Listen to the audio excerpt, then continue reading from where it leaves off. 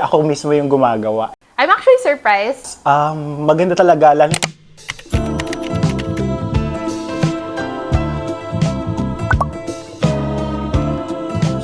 Okay, as the designer, dapat kinukonsider mo lagi yung user mo. You have to focus on your user's needs. Like, kunwari kung nawawala ka na, kailangan bumalik ka kung ano yung virtue mo as a designer, which is yung user mo.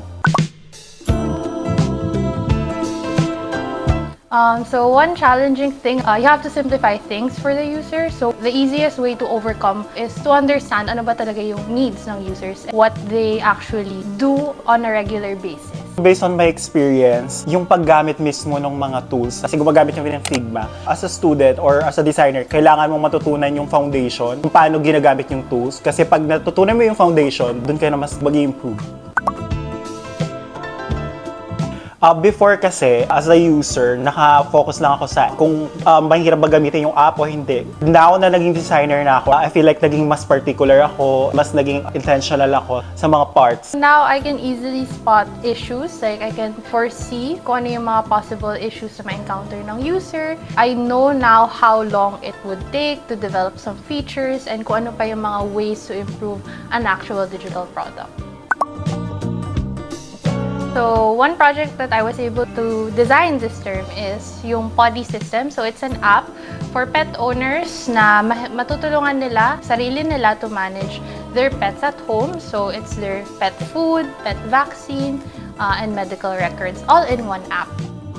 Yung final project ko, which is yung Grumo app, it's a fashion shopping app. Pwede kang mag-order ng damit, pero yung mismong measurement mo, body measurement mo yung ilalagay doon.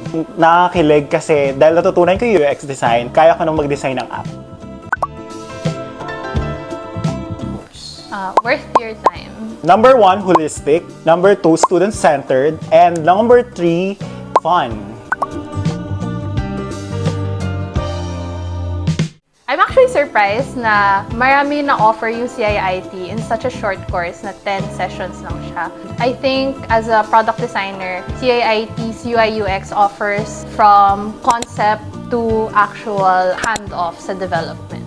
Before ako pumasok dito, nag-research kasi ako. So, maraming mga gandang reviews. And now na nandito na ako and patapos na ako dito sa class, maganda talaga, lalo na yung instructor namin, talagang very hands-on talaga siya. And make sure niya na natututo talaga kami. Kaya rin ako mas natuto kasi ako mismo yung gumagawa. And nakaalalay lang yung CIIT para sa learning ko.